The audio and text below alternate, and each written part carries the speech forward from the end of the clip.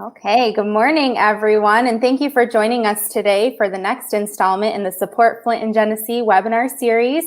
My name is Brianna Mosier with the Flint and Genesee Chamber of Commerce.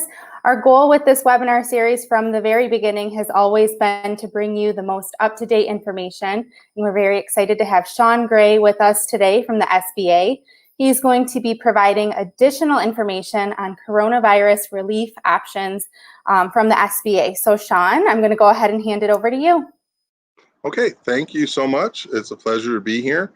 Really glad to be able to talk about some of the coronavirus relief options that we have as an agency. Of course, I don't have a crystal ball, so I can't speak to any of the changes that might occur in upcoming legislation. But definitely I want to go over PPP and EIDL and other opportunities for small business owners as a response to coronavirus. As an agency, we've been trying to be very proactive. Sorry about the road noise there. We've tried to be very proactive about making sure people understand what the options are. Of course, we don't write the laws, and we actually don't even interpret them. We are the Secretary of the Treasury has been given power to interpret and implement the CARES Act as to the best of his abilities, and so we sort of are about taking the lead of Treasury from a policy perspective, and always we are seeking a better understanding ourselves of what the policy is so that we can make sure that everyone has a fair shot at accessing the money that's out there. So we can go to the next slide. We can sort of start there. So the Paycheck Protection Program and economic injury disaster loans, all of that is really one of three prongs of our approach. Back on Friday, March 27, 2020, the president signed into law the CARES Act, which contains $376 billion in relief for American workers and small businesses. In response to the coronavirus pandemic, small business owners and nonprofit organizations in all U.S. states, Washington, D.C., and territories are eligible to take advantage of a variety of funding options. Some information that's common across all these programs is that you're going to need a Social Security number or EIN, and that you have to you are allowed to have multiple loans, but you can only have one PPP loan and one EIDL loan per business. All right, can we go to the next slide, please? Thank you. And I try to be, I'm really trying to be thoughtful about how I ask you to advance the slides, because there's a person inside our agency who does these and has to ask the person to advance the slides, and he does it so rudely that I just sit there with my mouth on the floor, my jaw on the floor sometimes. He's like, next slide. And so it's just sort of, every time I say next slide, I think of him and his angrily approach to advance the slide. Anyway, the Paycheck Protection Program is a loan designed to provide a direct incentive for small businesses to keep their workers on payroll. This is a guaranteed loan administered by your local lender. So that is something that's important to note. So Paycheck Protection Program, unlike EIDL, where you can apply through us, through the SBA for EIDL right on our website, sba.gov, PPP, you need to go through your lender. And we do actually have a list of participating lenders in Michigan. That's really actually a very important tool. And if you reach out to me, I can share that with you. My phone number is 313-460-2700. I can share the PPP lenders list with you, and it's a great tool because, who do you contact to get a PPP loan going? We can tell you that. Note also that faith-based organizations and agricultural enterprises have been added to eligible entities. To be eligible, a business or nonprofit must have been in operation by February 15, 2020. So one gray area on that is if you were pre-revenue. I would say that if you were pre-revenue at that point, it's very difficult to get any sense of what your losses would be for EIDL, and it's difficult to get a sense of payroll typically as well. Now, if you were pre-revenue but had funders and had a payroll, you may be able to take advantage of one or the other or both programs. But being pre-revenue can be to some extent make it difficult to get either of those loans. The loan itself is designed to cover up to 8 weeks of payroll, interest on mortgages, rent, and utilities. Payroll costs include things like salary, wages, cash chips, vacation, sick leave, and a variety of other benefits. Forgiveness of the loan will be based on the employer maintaining or quickly rehiring employees and maintaining salary levels, and will be reduced. The forgiveness will be reduced if full-time headcount declines or if salaries and wages decrease. There's some new updates to this, and I'm going to go over the updates as well as I move forward. If an economic injury disaster loan is also received along with the PPP, that amount of the EIDL may be added to this loan for payoff purposes if the EIDL was particularly borrowed to go towards payroll expenses. So that's something to bear in mind too. Next slide, please. The maximum loan amount is $10 million, and the term for any portion not forgiven is 2 years at 1% interest. Now, there's a tweak on this piece too. The new understanding is that you would have 5 years in terms of the term to pay off the loan. The challenge is if your loan was made before June 5th, you actually would need to reach out to your lender to formalize that, because technically your documents don't say that. So your loan documents, if you have a PPP loan that was closed before June 5th, your loan docs don't indicate that you would have 5 years to pay on any portion that isn't forgiven. So you need to reach out to your lender to get that updated. If you borrow after that, it'll automatically say that, so you won't have to worry about that. Loan payments will be deferred for 6 months, during which time interest will accrue. In other words, that's going to leave you with 18 months to pay off the loan. The bank, or actually 18, that was 18 months by the initial standard, but really you would have basically 4.5 years with the new standard, the new 5-year term. The bank you're working with will require appropriate documents to support payroll costs. And on this slide, there's some of the form numbers that will give you examples of what your bank will request. So Form 2483 and Form 2484 are effectively sample documents to show you what you might need to put together for your bank. The SBA is not requiring banks to take collateral or personal guarantees, and there's no fees that you'll have to pay for a Paycheck Protection Program loan. We do have, as I mentioned, a list of eligible lenders for this program, and it's a really great place to start if your bank is no longer taking applications for a Paycheck Protection Program, which is the case for some banks, or if you just don't know where to start and maybe you don't have a relationship existing with your bank. It can be a really good idea to think about starting with some of the smaller banks, because they've been really good about reaching out and building their business based on the program and finding new banking clients, whereas some of the bigger banks were really focused on stabilizing existing customers.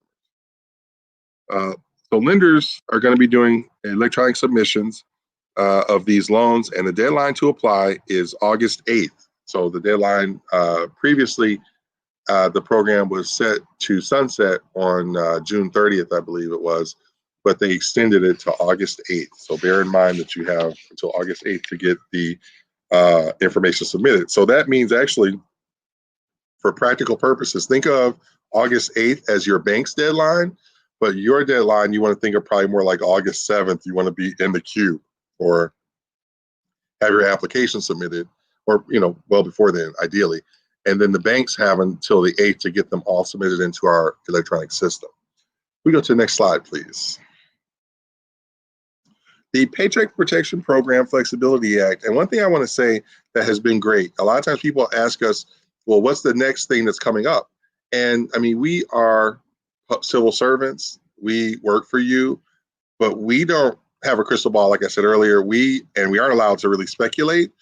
So I can't say what's going to come for the next CARES Act or for the next extension or change to Paycheck Protection Program. What I can say that has been phenomenal has been that we've seen our representatives in Congress have a will, and the president have a will to update the CARES Act. And so it shows that they're willing to grow it, to address concerns. Nobody knew what COVID would do or look like when the CARES Act came out. But it has been great to see that, as we've seen what worked and what didn't work, that they have made adaptations to the law and thereby to the policy that allowed us to better serve the needs of small business owners. At this point, you just have to apply for it. So the Paycheck Protection Program Flexibility Act extends the PPP loan maturity date, as I mentioned earlier, from 2 years to 5 years. This provision only applies to PPP loans made prior to June 5th or any existing loan if the borrower or lender agreed to amend the loan. So basically, that's just saying that you need to have your loan amended to qualify for that. The Paycheck Protection Program, next slide, please. Thank you. The Paycheck Protection Program Flexibility Act also extends the cover period for using the loans from 8 weeks to the earlier of 24 weeks after the loan is dispersed or December 30th, 2020. Existing borrowers can still elect to use an 8-week cover period. So this is really important because for some people, some industries in Michigan were precluded from doing business. So if you received a PPP loan, but you weren't yet allowed to really be open and up and running, you had this difficult question: do I bring my staff back or do I not? If they can't do work just yet, why would I be bringing them back? So some people chose to bring people back. Some people left folks laid off and then brought them back later, and then only maybe implemented 4 weeks of PPP pay. Lots of different solutions that people worked out. But this act is trying to grow again and change to meet that question that was left open in the original policy, or that maybe hadn't been thought through in the original policy. What slide am I on? Oh, next slide, please. Thank you.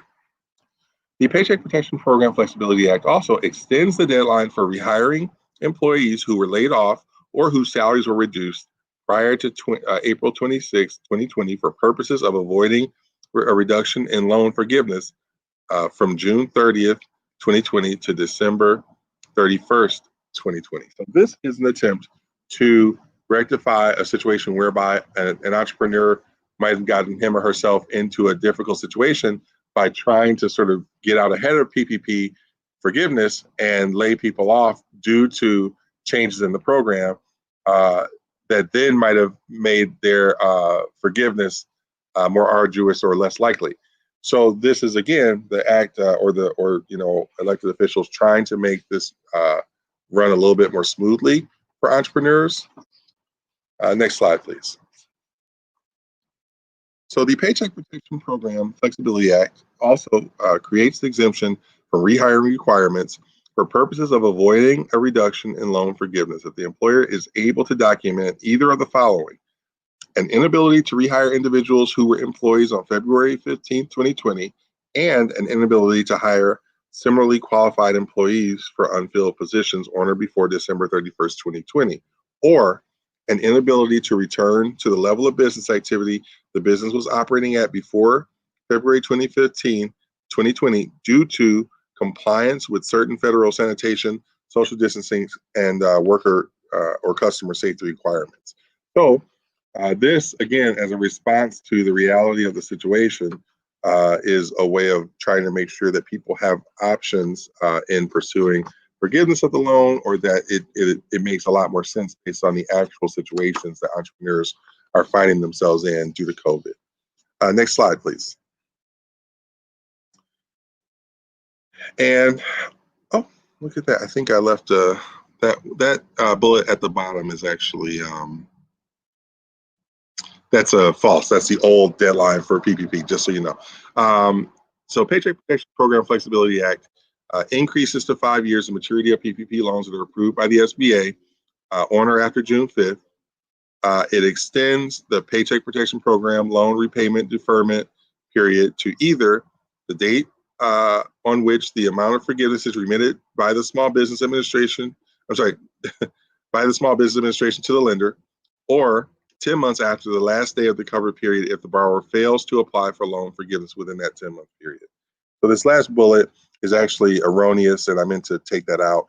Of course, the current deadline is August 8th, 2020. Next slide, please.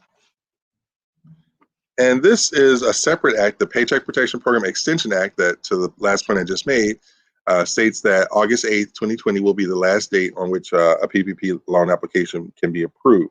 Now, that's as it currently stands. Again, I don't have a crystal ball, so I can't speak to what changes may come. I believe that there is $130 billion. There are $130 billion left at this point in the fund for PPP. So if those resources aren't deployed on August 8th, I'm not sure what would happen, but there's $130 billion as of our last update. So hopefully some folks on this call will apply to get some of that money. Next slide, please. The economic injury disaster loan, which many of you may have already applied for, is effectively a loan that allows you to borrow against or cover your losses for the survival of your business. When this came out, when we initially got Michigan qualified to do economic disaster loans, a lot of people said, well, nobody needs a loan, everybody wants grants. And I think there have been new grants and CARES Act related grants as well that have occurred. Lots of grants have come pursuant to the start of this crisis.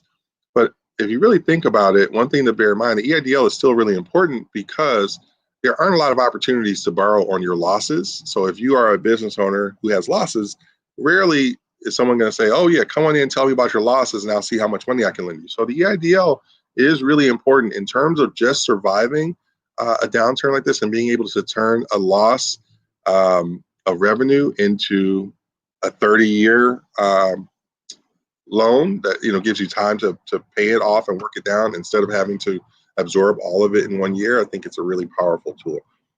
So businesses that are eligible are small businesses, and there's a tool on our website, sba.gov, called Size Up, and that tool will let you figure out if you're small based on your industry, because size is determined by your industry to some extent.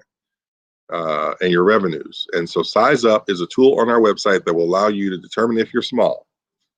Agriculture businesses, small agricultural cooperatives, small aquaculture businesses, and most private nonprofit organizations. So a private nonprofit is distinct from some other, from a public nonprofit in not being government sanctioned or purely government funded. So a public nonprofit typically is sanctioned or operated by, a unit of government. Next slide, please. The economic injury disaster loans terms are pretty favorable. You're talking about an interest rate for-profit business of 3.75 and for nonprofit businesses of 2.75. The uses of funds, again, you want to think through the business survival process. You can pay your fixed debt payments, you can pay payroll, you can pay accounts payable, other bills, and to keep the business open. So one interesting gray area that occurs because of the nature of COVID is that you have businesses that are looking to expand or change direction, not necessarily to expand their business, but to survive. So in some instances, you have, for example, a restaurant, and you have restaurants that sometimes are as little as, 400 square feet up to maybe even 2,500 square feet. That's pretty tight space for a restaurant. And nowadays, with the social distancing requirements, that space may become almost impossible to operate under its current or pre-existing business model. So you have changes possibly to the structure of your business. And certainly for most of us, that includes having to order barriers or partitions and other things. And the difficulty is that in some instances, those changes could have been considered expansion opportunities. So if you have to shift to a more catering focused model, or you're doing Grubhub or some other thing in your restaurant and you need more setup and prep space, typically that would have been considered a growth opportunity. Under the current circumstances, it could be argued that that's actually a survival mechanism. So there are some business models where you'll find these areas where you're sort of doing things that previously would have seemed like an expansion plan or a growth opportunity that really are about your survival. For anything with EIDL, if you have an EIDL or if you are looking to get one, bear in mind that once we make that loan to you,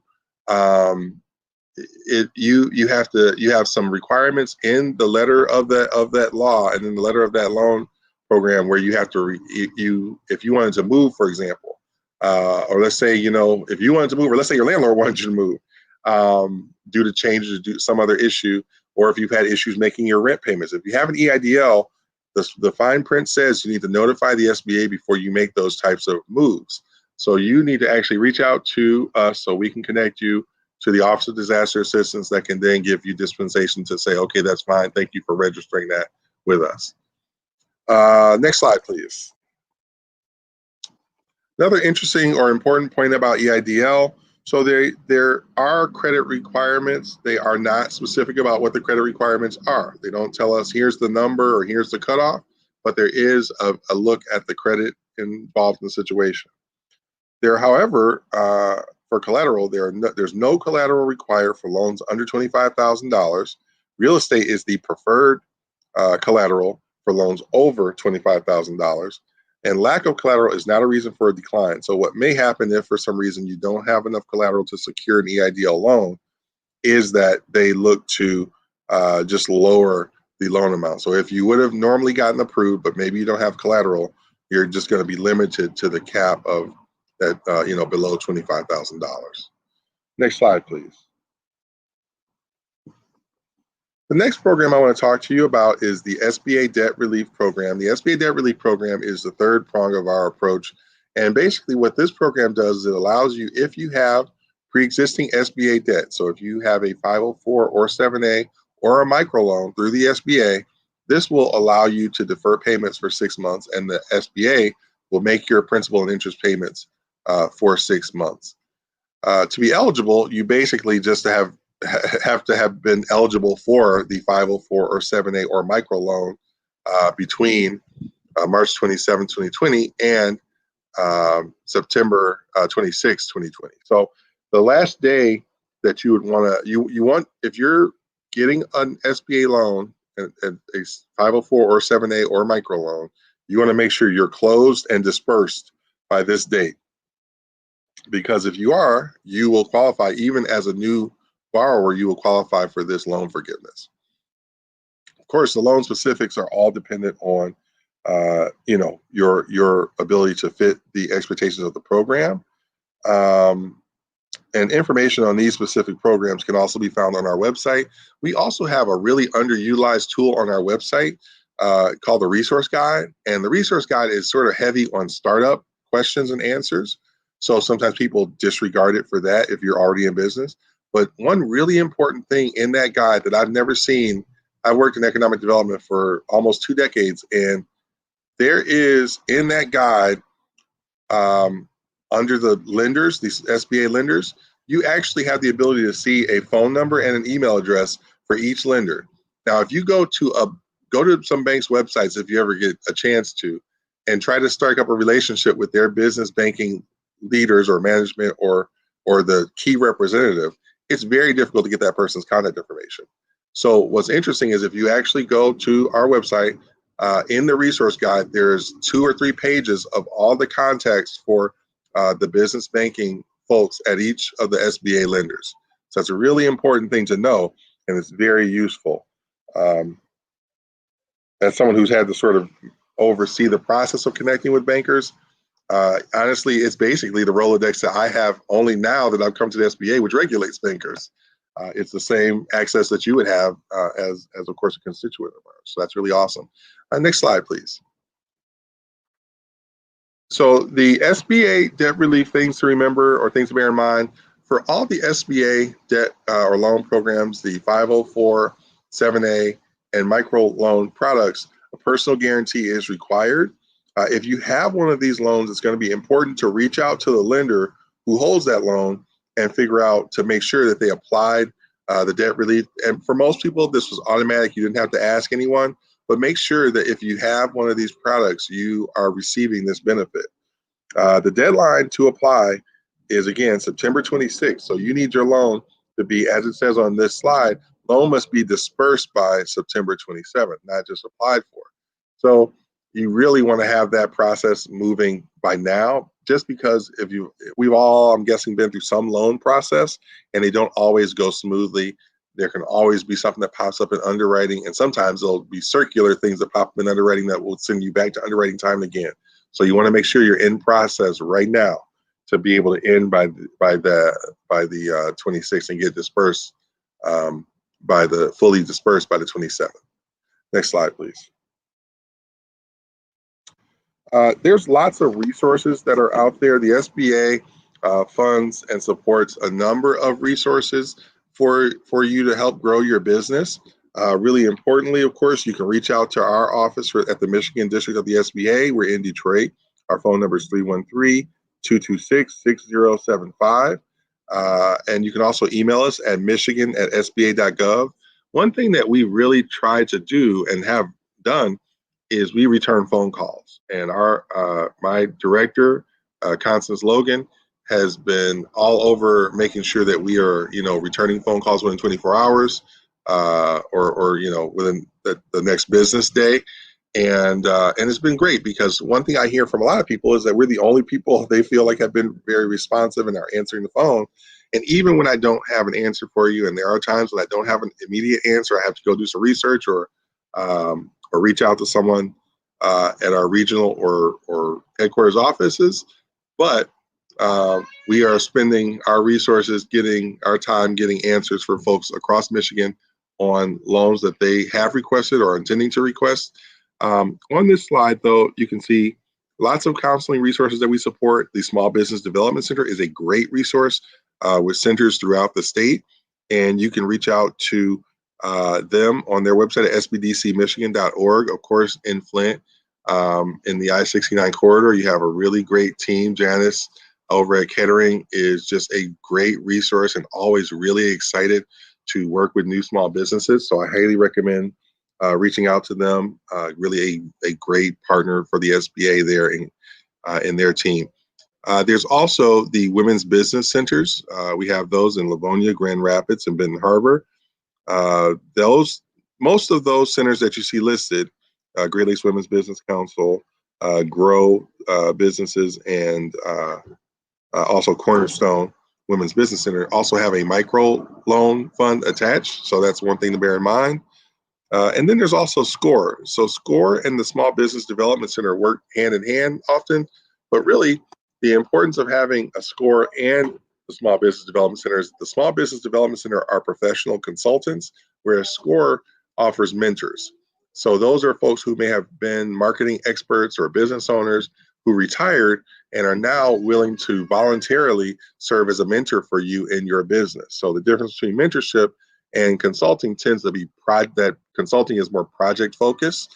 So when you go to the Small Business Development Center and you say, listen, I've got to figure out how to convert my business so that I'm eligible or able to do business during this pandemic. And they can sort of walk you through that process and talk you through what types of investments you're going to need to make in infrastructure or in products to be ready for the challenge of this dealing with this disaster and this virus. SCORE is something where it's not about a project. It's really, and their motto is for the life of your business. Mentorship tends to be based on that sort of being good company, sharing tools, and really just being able to talk you through sort of some of the impasses where you may feel like maybe I shouldn't be in business, or maybe I'm in the wrong business. And the SCORE consultants are mentors, so they can talk you through that, talk you off the ledge, or talk you through your next big growth opportunity while you're in the ideation stage even. The SBDC tends to want you to sort of have a few of your ducks in a row, come in, talk to a consultant. They can connect you to lenders. They can connect you to lots of other resources and get a project or an opportunity moving forward. And then there's an endpoint for that project. And then you come back when you have another project to work on with them. At no cost, mind you. So SCORE is free. Also, the Small Business Development Center support is free as well. The Veterans Business Outreach Center is a great resource as well, and they are statewide. Really, our Veterans Business Outreach Center is also located in Flint, and so we're very fortunate to have them local because that center actually represents or works in 3 states. So if you can believe it, if you're a veteran, you may be entitled to some special considerations. When we talk about, for example, 7A loans, there are some loans where veterans receive either discounts on the fees or the fees are waived. So you want to bear that in mind too if you are a veteran-owned business applying for financial support or a SBA guaranteed loan. Next slide, please. Okay, and so I want to reiterate, you're very much so welcome to give us a call or send an email. We're responding to emails, we're answering our phones. You can call the Michigan SBA at 313-226-6075. You can email us at michigan@sba.gov. My direct line is 313-460-2700. And so you're welcome to call me. With some EIDL concerns, you may want to call the Office of Disaster Assistance, because one challenge of doing EIDL stuff is that typically the EIDL process runs out of our Atlanta offices, because what happens with EIDL is typically a disaster is environmental or physical in nature, right? So disasters may span a few counties or several counties at worst. And so you deploy any of their many teams to those areas around the country where there are disasters, and there's always a disaster somewhere, be it flooding or droughts or tornadoes, other things. So typically they were deployed around the country, but of course during this disaster, the nature of the disaster being different, it's nationwide. And so, but there's still this team at the Office of Disaster Assistance where support for EIDL is somewhat siloed away from the regional offices. So if you have a question about EIDL application, the best number to call is 800-659-2955. And that's because typically at the district office, until your loan is closed, we really can't see in our system very much about your loan. And that's just because of the way the system is set up. So you want to email disaster customer service at sba.gov or call them at this number here that's on the screen, 800-659-2955. If there's some anomaly or something's not going right with your loan, you can call us and then we can sort of see if there's anything we can do. But typically, they are literally your first call. It can be a bit of a wait, but I find that people who call them and stay on top of calling them can have way more information than I could get them about their loan or where their EIDL loan is at in process. I think, is that my last slide? Yeah, that's my last slide. So I gladly would take any questions that are out there, and I will do my best to answer them. If I can't get you an answer now, I'll try to get you an answer later. Thank you so much, Sean. We don't have any questions at this time, but we'll leave it open for just a couple of minutes to see if any of those come through. I'm going to leave this slide up so that if people aren't sure, what to ask right now, if they get a few steps into the process and have questions, they definitely have this information to contact you guys at. This presentation has been recorded and it will be available on our website. So if you joined late, you can always go back and review the information at any time. I do want to reiterate one comment, Sean, that you mentioned, which is that unfortunately we don't have a crystal ball and we don't know what's going to happen in the future. We're very grateful for you bringing us these updates today, and we'll continue to monitor it as additional updates potentially come through, and then possibly have you back on for those updates when they come. I look forward to it. I'm excited to offer what we can. We are always in the process of sort of waiting for new policy or waiting for new guidance.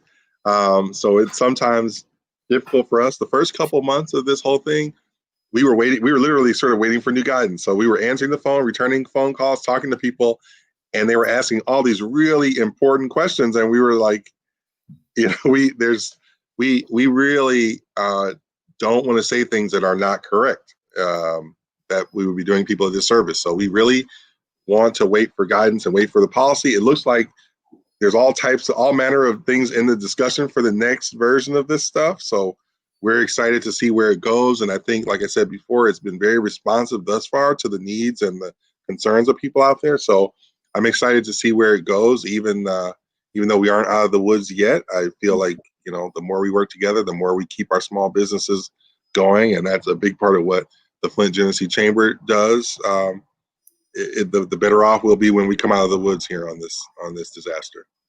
Yeah, and I love that folks can call and expect a call back, because even if you don't have the answer, with how bad everyone is struggling right now, they just need someone to talk to and someone to hear them out, hear their concerns. And so I love that you made that point, that whether you have the answer or not, they're going to get a call back and you guys are going to continue to work with them. Absolutely. And just one thing that's sadly sort of growing at this time in the process of EIDL, now we've had the EIDL applications open for maybe 3.5 months or more, is that we're seeing some reports of fraud or other concerns. Now, sometimes I didn't know this was possible until now, someone can have TINs, tax ID numbers, and social security numbers are basically the same length. So someone can have, and they're not exclusive, so someone can have the same number. So we've seen cases where someone saw a hit on their credit, or someone accessed a PPP or EIDL loan in their social security number, but not with their name or business name, where they Wow. had their lines crossed and someone had the same tax ID number as someone's social. So we've seen that. Wow. We've also seen where there has been fraud. And I was on the phone with someone yesterday, and they've never had identity theft or fraud, so they were very, very worried. I was on the phone with someone the day before that who's a financial professional, and he was telling jokes. So it's sort of like people who have been sort of through it and know, okay, look, this is clearly fraudulent, clearly not me. I'm working with you in good faith, reaching out, reporting it. So Yeah. I'm not going to have to pay this. So he was very chill, joking around, whereas the other caller was frazzled. And so, again, it's to your point, it's good to be able to just be good company and talk people through some of the processes and some of the things they should understand. If you do have a fraud concern or other concerns, with the EIDL process, again, the Office of Disaster Assistance is, dealing with a significant volume of work right now. Yeah. It's unfathomable, and they've staffed up, but still there is just an amazing amount of work, and you have to do due diligence. So a lot Mhm. of the things, like I will say, a lot of the things that happen fraudulent, when we put them through to check with the Office of Disaster Assistance, they already had flagged it. So that's why you don't want them rushing through this process, because Yeah. you guys would be shocked at how many fraudulent businesses would be running around with $150,000 of your dollars if this process weren't moving with deliberate and speed and doing due diligence. hmm And I think I did read an article a couple of days ago or within the last few days that the SBA, they've got staff actively investigating those fraudulent activities, correct? Yep, there's already people headed to jail. They're literally like, so that's the thing. If we, and that's the hard part. Like if they just hit a button and send all the money out, Right. I think a lot of the legitimate folks would be a lot happier with that. And I understand that. The problem is, I have been shocked at the number of illegitimate or fraudulent requests that are out there. So there has to be a process, and they're trying as best as they can to be on the edge of that errs on the side of getting money out the door faster without being irresponsible with your money. hmm Okay, no questions at this time. So just to wrap up, remind us one more time, the PPP has been extended to August 8th, but like you said earlier, August 7th is really the deadline for applicants, August 8th being the deadline for the banks. That's right. Yep. So, Correct? and also to bear in mind, because it's a deadline, there will be just such a volume of throughput. I would even, if I were trying to set a deadline for myself, I'd even go maybe if I had to go that close, I would say that, the 4th or 5th would probably be my cutoff where I'm like, I get this out, because what has happened with PPP at deadlines before has been that we've had to phase which banks could submit based on the time of day. Okay. Because what happens is the big banks have computers to submit all day. They can send these things through and shut our whole system down if they wanted to send enough of them through. But the smaller banks, then what happens is big banks send in, 10,000 applications an hour. The small bank comes and says, hey, can I put these 100 applications in? And we're like, oh, sorry, the system shut down earlier. Yeah. And so they had to actually set up time windows where each entity could submit. So you want to be careful, because if, for example, you're with a smaller bank or even a bigger bank, they may be timed out for a certain period where they can't get it in a certain window. So you want to really, take ownership of that and get that done. 4th or 5th, I would have that off to my lender and acknowledge before the 4th or 5th, because it's going to be, and I'm sure there's the hope that it's extended, but we can't, again, no crystal ball, so we don't know that. Right. But I would proceed as if it will not be extended and get it done. Yes, and the updates that you provided in regards to EIDL, it seems like there's a lot of fine print. So with that one, just really making sure that small businesses are doing their due diligence to know exactly what it is that they're asking for, exactly what it is that they're signing up for. Absolutely. Yep. Okay, any comments in closing today from you, Sean? No, I just want to thank the Flint Genesee Chamber for always being a great partner and being willing to put this together. And like I said, we spend some time waiting for new policy or guidance. And when we have partners who are like, hey, let's do a webinar, we can't always respond. So Right. I am very appreciative to you guys for being willing to do this and turn this around so quickly. And I hope that all the chamber members know how hard you guys are working for them. I'm really always glad to come out there, and Flint is one of my areas that I cover for our team. So always excited to come out there and work with you and Tyler and do events, and thanks for the support. Yes, thank you so much for joining us today. Fingers crossed that you'll be back soon to provide some updates, but like we said, we don't know what's going to happen. So in the meantime, get those applications in within the next few days. You've got the contact information here and a couple of slides ago with additional resources. So feel free, like I said, to rewatch this recording on our YouTube channel. It'll be available on our website, and we are always more than happy to help. If you have any additional questions, please feel free to reach out to us at the Flint and Genesee Chamber, and we will be sure to point you in the right direction. Have a great weekend, everyone.